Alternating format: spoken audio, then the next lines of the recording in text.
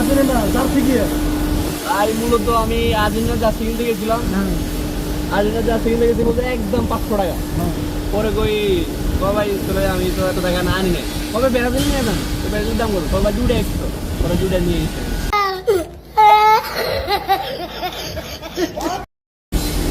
আমাদের জার্সিগুলা অল্প দামে দিচ্ছে খাবারের জন্য। তারপরে ঠিক আছে। তারপরের জন্য না, এটা হচ্ছে যে আপনাদের যে জিনিস মার্কেটে খানা এটা সস্তা দামে বিক্রি করে। No, আর no. ব্র্যান্ড এটা সবসময় এটা হাই লেভেল। নো বুঝলেন না? নো, ইস আবার ইংরেজি মারাও আইতাছে তোর বাপে বাইরে তোর কপালে একটা আমি উস্টা মারু।